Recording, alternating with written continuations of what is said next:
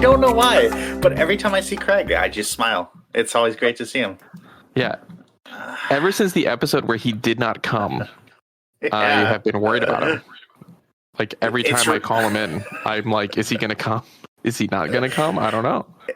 It's so true that, like, you know, you take things for granted until you realize you can't anymore, you know? You never realize what you had until you lost it. You know? That hurts. That's a little too real. It's a little too real, right? And I didn't realize how much I appreciated Craig until Craig didn't come when I was like, hey, Craig, get over here. And he's like, nah. And you know what's going to be the best is that forever from now on, I mean, you know, knock on wood, hopefully Craig doesn't, you know, have any more sick days or anything. But, like, Craig will be on more episodes than Farmer. Right. It's true. It's true. Craig will have been on more episodes than Farmer. Well, welcome in, everybody. I'm Johnny. That's DJD. We've got Craig in the booth. Yeah. Man, now I really hope he doesn't miss anymore, right? Yeah. Like, I would love to hold that over Farmer's head forever. That would be fantastic, yeah. It turns out Craig's been the newest ambassador. Yeah, Craig's been on more AnavCast episodes than you. Yeah, Craig only missed that one time. He had a family emergency. Yeah. Farmer, sorry, you're an envoy now. Craig is an ambassador, you know. Yeah, exactly. Welcome. Yeah. This has been Craig's plan the whole time. So this week, for those I brought up last week, I make music. D, I had an album drop this week. You did, yes. Soup something or Soup Kitchen. Soup Kitchen. Right? The original title, I can understand why you weren't sure. The original title for the album was going to be Soups of the World, because I have another album called Sandwiches of America, right? Yeah. So I was going to do Soups of the World, SOTW, but I decided to go with Soup Kitchen instead because it's shorter. Well, and I mean, like, you know, there's only so many countries in the world, and who knows if you'd have enough to, like, name tracks off of. And I've been listening to the different songs. So for people who don't know, in my process, I have all of my releases for 2024 already finished. All of the stuff I'm working on for my own project is for 2025. So when I listen to these tracks again, I haven't listened to these tracks for like 6 months, you know, or longer. And it's pretty cool. Like, they're pretty great. Not to pat my own back too much, but I'm really enjoying listening to the album. You know, if I ever finished anything, it would kill me to, like, keep it under wraps for like a year or 2 years. That would be wild. I don't think I'd be able to do that. Well, what's nice is that I have other stuff I'm working on. But I was just watching the cast of The Last Airbender, Netflix's Last Airbender. They've been working on it for 3 years. Could you imagine, like, 3 years? You filmed everything and it's off in post-production, all that, and you're not talking about it for 3 years? Oh, I mean, like, so there's that movie, the Acme versus Coyote or whatever, that got canceled by HBO. Cancel culture, man. Yeah. You gotta watch apparently, out. The director put out a memo to, like, the team that worked on it, thanking them for all their hard work and saying, like, you know what? Like, I thought, like, maybe, you know what? Maybe what we made wasn't great. Maybe it was actually, like, despite, like, testing well and everything, maybe when they finally edited it together, like, they decided, you know what? This just isn't compelling or good enough or whatever. But then I saw it and it was incredible. And, like, it really saddens me that the world won't get to see this. And I mean, like, that's just such a hard thing to live with. Like, the fact that, like, you created something from scratch, you know, years of your life, a bunch of, like, people involved, right, that you, like, grew close to or whatever, and, like, that it will never be seen by the general public unless it gets leaked, right? Like, that's wild. I mean, I did a soundtrack for a video game. I finished one level, and that game, that's nowhere, for real, you know? Worked on it, got paid. The game never even had a working title. They had, like, a short proof of concept, and they wanted to make the level, like, a playable level 1 demo to release, and hopefully generate something to be able to fund the rest of the game's development. Never even got to that point. I've got a song, and then I have like another version of a song, like, because like there's like a transformation that happens, so it's the same song but changed a little, like, melodically. And then I have a boss fight song, and then I have a like sped up, scarier version of it, right, for like final phase boss fight. All of those tracks are out there, and I have 2 versions of each of those as well. No one's gonna hear them. That's crazy. As far as I know. That's wild. Yeah. I made those tracks, I think, 3 years ago, or maybe 2 years ago. I think too. A long time ago. Like, yeah, a long time ago for sure. Yeah. Long time ago, and yeah, so it's weird. But speaking of something you made a long time ago, I made a song. There was a typhoon, and I did a cover of the Avatar's Love. You know about this. Anyone who listens to my music knows that this is my most popular. I'm a one-hit wonder kind of person. And with the release of the Netflix show, I decided to take out some advertising on a Instagram reel showcasing the song, right?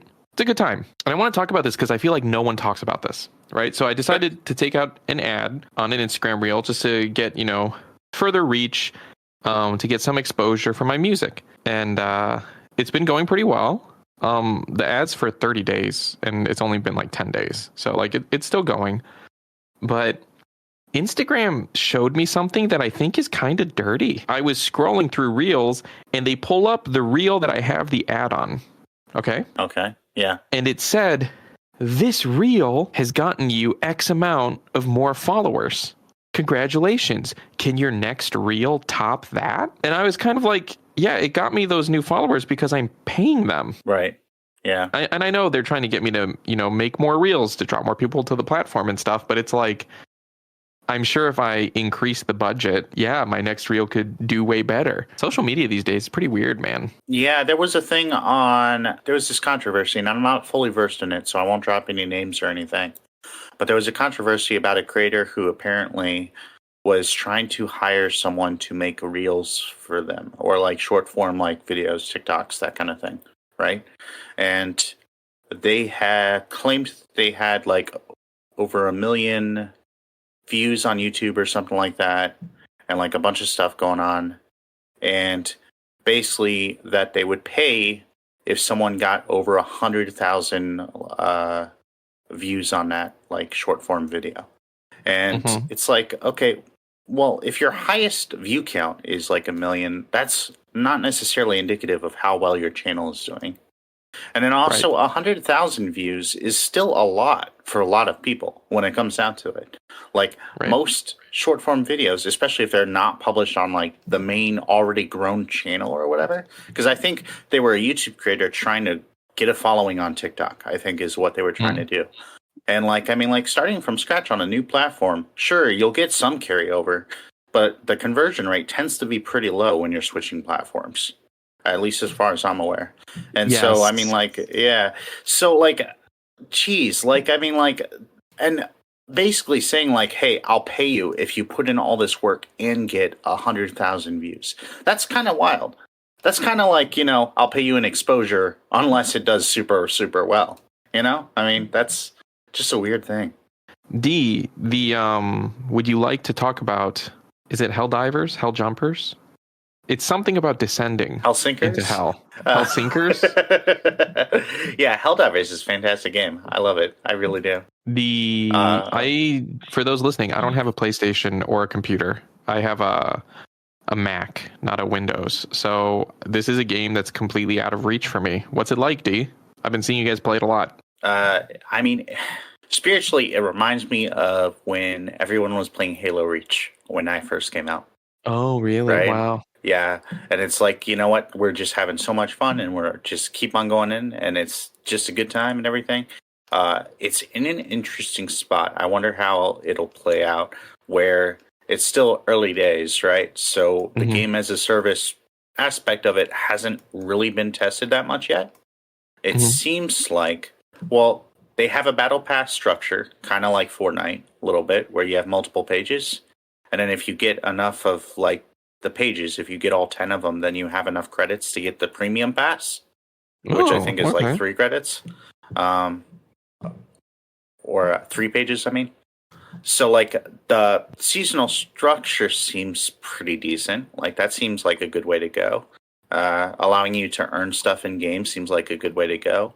All of the stuff gets gradually more expensive in their various economies, and that's okay too, I think, with the way that it's structured. It doesn't seem insane. Like one of my main complaints about Avengers was like just how ridiculous it was to like go from early endgame to like late endgame. It was just a huge grind, and then they doubled it.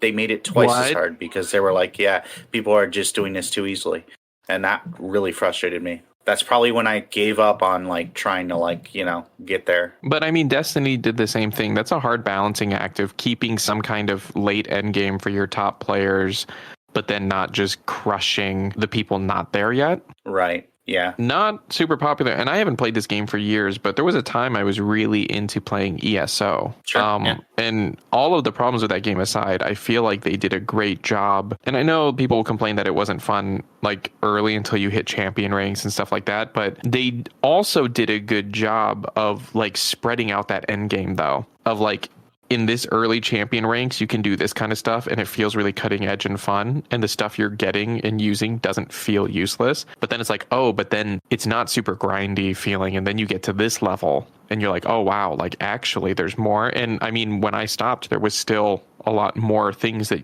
I could have been doing. I felt they did a good job of having a lot of that. But granted, it was over many years and that game has gotten so much support, you know, of like new dungeons and DLCs and stuff like that. I really wish Destiny had as much to do in it as ESO did. Like that would have been really cool. Yeah, I feel like Destiny tried, but like it's just really disappointing to like get a season that trickles out like a sentence worth of story a week, you know? And like you get that sentence and then you have to wait till the next week for the next sentence, and that's just not enough. And then like you also get in the middle of that, you get 4 weeks of nothing. Like that's rough. That's not great. That's, I mean, because I'm a story guy, so I want more story and everything. And supposedly they're going to try to do that better with like the new seasonal structure they have next year. Well, this upcoming year. But like, I don't know that I'll be there for it. It might be too little too late. Although they are adding skimmers, and the skimmers look cool. They look like skateboards. So, what? I don't know. Yeah, they're adding a sparrow-like travel device called a skimmer. The skateboard that Nimbus rides on. Yeah, kind of, I think, yeah. God. I hate it when games are like, they like take away stuff that you like and all that stuff. And then they're like, but we're adding a skateboard. You wanted the skateboard, right? No, I don't want the skateboard. I want you to unnerf all of my builds is what I want. Right, exactly. But it's also interesting because like since I've been gone, and I played the other day, but like I'm still haven't gone back to it on a regular basis. You can breathe for the first time? Yeah. Since I've been gone, I can breathe for the first time. Would you say you're moving on? Since I've been gone. Yeah. No copyright claim because we're not monetized, so we're good. Yeah, exactly. Kelly's a huge fan of AnavCast, right? It's fine. But since I've been gone, they've introduced the ability to edit your character appearance, which people have been asking for literally years. I mean, is it 8 years? Isn't it like 10 years almost? Yeah, it's yeah. Forever. Since Destiny 1, yeah, you're right, yeah. And then they added this like brand new like mode of transportation, and it's like, okay, well, if I stay away longer, will they bring anything else in? Because this kind of seems like, you know, they're pretty desperate for players, it seems like, you know? I mean, I don't know, you know. If Destiny has been out for 10 years, I think it's just under 10 years. I think it's like 9 years or something. If it's been 9 years since Destiny came out, my player has been wearing his helmet for 8 months or 8 years and 11 months, right? Like, I got tired of his face real quick, and I was like, well, if they would have told me that this was permanent, I would have taken a little extra time. It's just interesting, like, the measures that they'll take to try to bring players back without fixing the actual problems that made people leave, right? Like that's always super intriguing to me. It's like the whole Yeah. Ubisoft problem, right? Like, I mean, Ubisoft is coming out with all these amazing, like, huge open world games that nobody wants to play. I mean, I feel bad. I've been so checked out of Assassin's Creed. I even was excited Yeah. about Valhalla, and I got checked out so quick playing it. Like I didn't play it that long But before nobody I was was like, all right, I'm clamoring for done. these huge open worlds, right? Like, How nobody is was it? like, But well, I was gonna say, but this is a good example though, D. So Valhalla, I checked out really quick. that's But true. Baldur's Gate, I got sucked in. You know what I mean? How did they do that? And I never felt playing Baldur's Gate like, oh, this feels so grindy, or like I don't want to explore this area. You know, like I just never felt that way playing the game. And I felt that way playing Valhalla, of being like, ugh, like I guess I'm gonna go over here and go do this. And yeah, I think a lot of it has know. to do with how the story is told and how much you care about your character. And I think that there is a pretty early buy-in for Baldur's Gate with the way that you like customize your character, and you immediately like kind of learn about the characters that you're in a party with and the ones that you encounter, and how every choice seems to actually matter. And those choices tend to be pretty distinct. Like, I think the distinction goes a long way, right? Like, there even being an appearance of distinction, I think plays into a lot. Like Helldivers, going back to that real quick, has an incredible distinction between every single upgrade that you can get, right? Like everything seems significantly different and still significantly impactful, right? You're not getting like 0.05 increased speed on like the way that you reload a gun, right? Like it's more like, okay, you now get like 4 eagle runs instead of 2. I mean, and that's, yeah. But like in terms of storytelling, like, I mean, I think Baldur's Gate really excels at that in a way that other games don't necessarily manage to hit. Like the Ubisoft open world games kind of struggle with that aspect. Like the gameplay is fun, I would say, and interesting in some ways. The upgrade trees I don't love personally, but I know some people who do, right?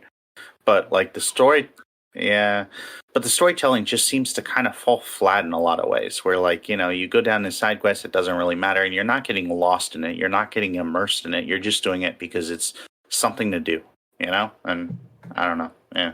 And I'm on my second playthrough of Baldur's Gate right now, and my first playthrough, I would have said that I was very thorough in going through places and doing stuff. I have already in Act 1 That's found wild. a ton of That's things kinda that I've crazy. missed. Yeah. Isn't that wild? I'm like, for real, I felt so thorough.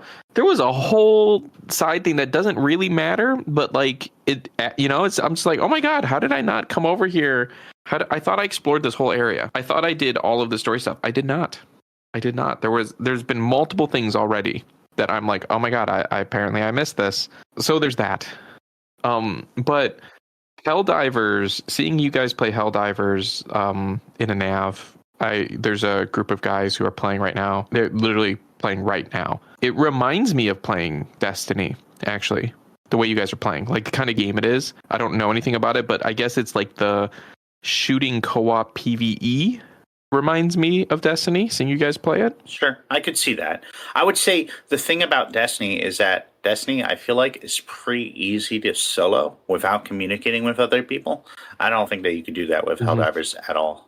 Like, it's just too...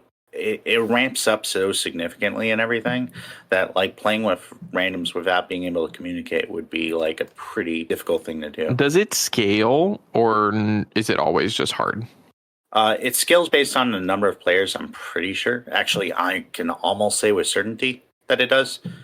But I don't know, like, necessarily, like, how much it scales, like, per, like, additional player or whatnot. To change topics now, I am really excited for Dune Part 2. Have you seen it? Oh, I almost saw that the other day. I almost did. It's not coming out in Japan, I think. What was it I said last week? The 15th? The 15th, you said, yeah. But here's the other thing about Dune Part 2 is that I have 2 young children. They just turned 1 yesterday, the twins. And everyone in my family, me, Bethany, and Chiho, all loved Dune Part 1. So I think I'm not going to be able to see it in theaters. I think I'm going to have to wait and see it at home when we can all watch it together. So one of the things since COVID that movies have been doing is sometimes while they're in theaters or really soon after they leave theaters, you can buy them digitally. Right. I think I am going to do that and watch the movie that way because it is my only option. I mean, it's not my only option, but it's like the main option, right? It's like a situation where it's like, I mean, technically I could go see the movie and find someone to watch the girls and I can go myself, right? But that's like going and sitting in business class when your whole family sits in coach, right? It's not really an option. Technically you could if you're a monster, but I'm not a monster, so I'll watch it that way. But I'm so excited. I've seen a couple trailers. It looks so good. Ugh. Have you ever sat in business class? I have. When I moved to Japan, so I was working for United Airlines at the time, and I flew my family, myself here standby, but I flew my family first. They came first, and they were here for a few days before I came. You know, I was just like tying up final loose ends because we moved here pretty permanently. We didn't keep a lot of stuff. And when I flew here, I flew in business class. I got to fly on a 747, like upstairs. It was pretty cool. That's really awesome. Yeah, because there's not a ton of do that. 47s anymore. And so on one hand, it wasn't really awesome because it was an old plane. Like really, you know, like it was a really old, but it was still very comfortable. It was still very nice. And it was cool to go upstairs. I was still working for the airline. I was still an employee at the time. So like, you know, getting to do stuff that normal passengers aren't allowed to, like go places and stuff like that on the aircraft was cool. But like I went into the flight deck and was talking with, you know, some of the pilots and like they were showing me their bunk and all of that. But that's the only time, and probably the only time because I'm poor and there's no way I could afford like a business class flight like that myself. Well, my problem would be justifying expense, right? Like, I mean, there have been times in my life where like, yeah, sure, I could like, I've been like, you know, maybe, you know, saved a little bit too much or whatever and could potentially like, you know, throw it at it. But like, I just don't see the value as being worth it. So upstairs on the 47, there was a like bathroom. Yeah. And sitting in business class, they gave you this little bag that you could take home, but I didn't take it home because I was moving to Japan. So I like already maxed out all that I could carry in my bags and stuff. So I actually left it. But there was like a little razor and like a toothbrush and all that. And they gave you like slippers and like pajamas, right? And so That's joke, it was really wild. Everyone in business class, everyone except me, because I'm a poor loser, changed into these pajamas like pretty quick after we took off. But this makes sense. And then before we landed, like a couple hours before we landed, people started getting up and changing back into their normal clothes, and they looked super fresh, right? Because they've not been really sitting in their clothes for 13 hours. Oh man. And they like, you know, brushed their teeth and all of that and like cleaned up and looked super professional getting off the plane. I was like, oh man, that makes so much sense. Yeah. That's one thing that I don't think I've ever done. I feel like every single trip that I've taken, like that required me to go by plane, like I immediately get there and then I'm on the go. Right. And so like I'm immediately having to like do stuff or whatnot. And like, I'm just exhausted and I'm not at my best. And I definitely don't probably like smell or look particularly like good, you know, definitely not refreshed. Yeah. You get off the plane looking like you've been on a plane. You get off the plane looking like you've been up for 24 hours. Right. And no. on that flight, like, I was really surprised by that. I was like, but it makes sense. It makes sense if you think about like a lot of those people are business travelers. And the businesses are willing to shell out the extra money so that when you get there, you can just get to work, so to speak. Yeah. Right. And like you just look appropriate. But it's a lot of money. Such a it makes a lot of sense. You're right. Like I just never thought about that before. That's wild. I would love to fly business class again in my life, but I don't know that I'll ever have the opportunity. Unless, you know, Anav wants to fly me to America for something, then I would love to.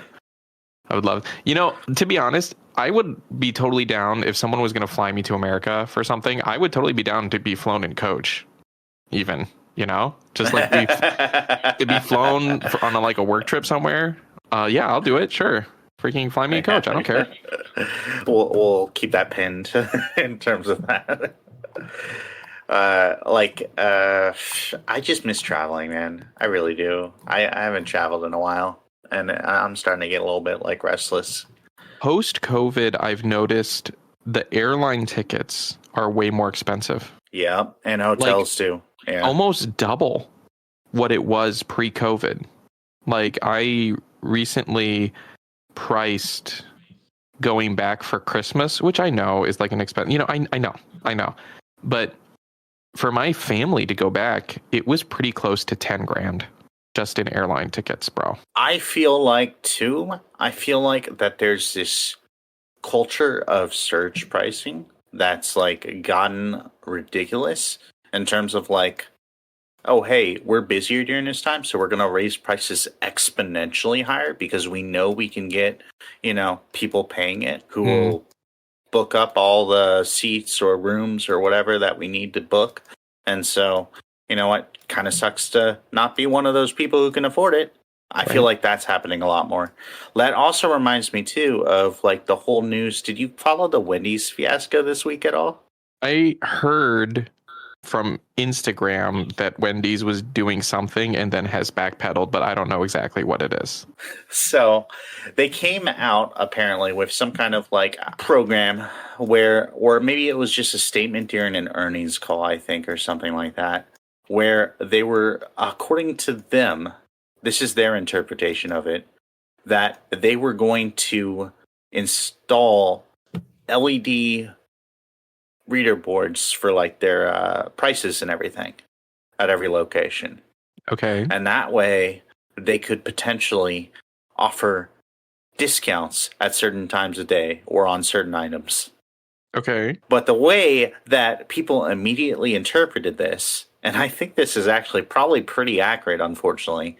Like, I don't want to call Wendy's a liar, but the way that people interpreted that was, oh, so you can raise the prices when you're busier and you can lower them when you're less busy. Or you can raise the prices on certain items that are like more popular and then like lower them. Because like that's inevitably what it would be used for, right? Without any kind of control on it. Right. Yeah. Like that's absolutely what, yeah. I mean, so like, yeah, essentially they were trying to, and they'll claim that they weren't, right? And their statement after the fact when they apologized and said, of course we're not going to do that, said the same, where they claimed, no, of course we're not going to do surge pricing. That's ridiculous. That's insane. Why would we do that? It's like, yeah, okay, all right, sure. Like, I mean, if you have the ability to, and people don't call you out on it, then of course you would, because like, companies' objective is to make as much profit as they can so that then they can increase their spending and increase their overall, size of their company and continue to grow, right? Like that's just what companies do. Oh my God. Yeah. What? But like, but how did they not have one person? How did they not have one person who's like, maybe this is not going to go well when we make this announcement? Well, also like, hey, like maybe, I guess they were trying to justify like the use of LED boards, but they could have just said like, hey, we're looking to like increase our backend technology in a significant way and like kind of modernize it. Like there's ways that they could have gotten around like not talking about pricing at all, and then it's I mean maybe people wouldn't have taken such like overt notice of their statement if they had done that in a more subtle, discreet way. But no, it was apparently just to offer special sales or discounts, when they're less busy. It's this is okay, all right. When Microsoft was like, your console's not going to ever fully turn off, and everyone freaked out. But then PlayStation was like, guess what? When you buy something on PlayStation, it'll download to your console. And everyone's like, that's cool. Yeah. But Microsoft's like, yeah, we will always have access to it. And people are like, what? What did you say? Yeah. Or like even like the always online thing in general, right? With consoles and all that. The problem is that like once somebody sets the standard though too, then that immediately spreads. Right. Like the password sharing, right? Like that, like Netflix instituted, and guess what? Like freaking Disney Plus immediately started doing too. Or like Prime starting to charge like for like an ad-free experience, It's like, wild.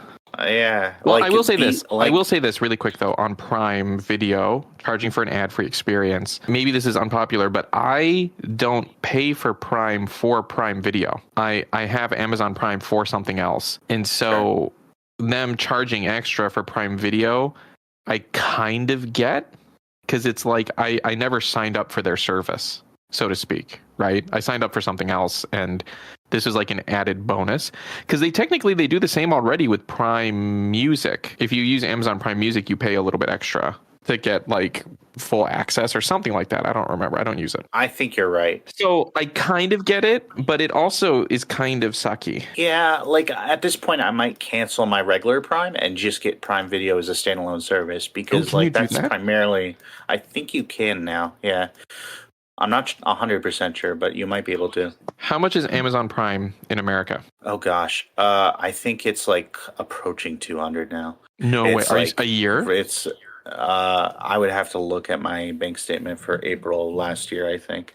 I guess I could check right now. Hang on, let me. Yeah, I'm pulling it up right now as well, and with the magic of editing, it will seem very quick.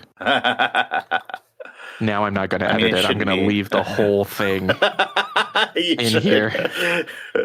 I mean, like, you didn't have to necessarily cut out that 3 hours of that other podcast. Yeah, the 3 hours where you guys waited. Yeah. Okay, Prime membership. Let's take a look here. All right, I have mine pulled up. It's $140 plus tax for me. $140 plus tax. Wow. Yeah. That's a lot of money. A year? Yeah. So that not monthly. I'm not balling like that. That is, I mean, I guess it's not terrible. That's $11 a year or a month. Sorry. Yeah, like that's about what I paid for Canva, I guess, when it comes down to it. But like my problem is I don't use Amazon Prime all that much, right? Like, and they have all these add-on services that used to be kind of included that aren't anymore. Like I don't even necessarily know that you get the free 2 Audible books a month anymore.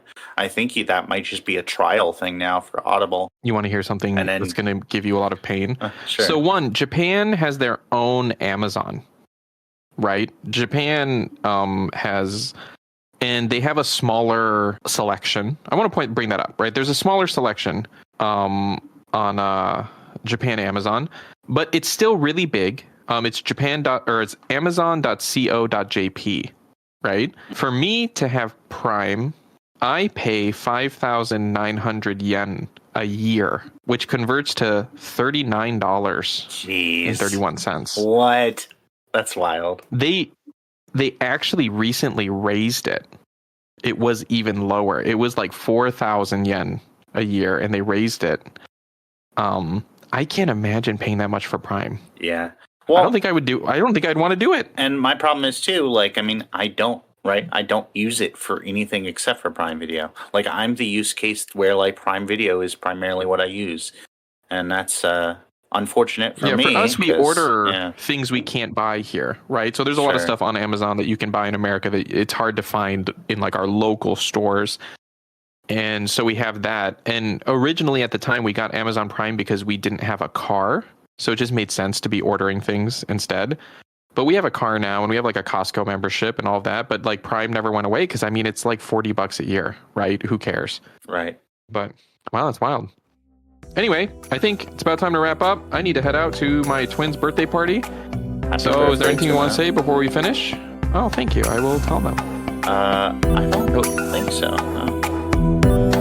All right. Well, once again, you guys don't forget to give us a rating wherever it is you listen to podcasts. Give us a thumbs up. Subscribe to us on YouTube. Follow us on socials. All of the things. We will see you guys next week.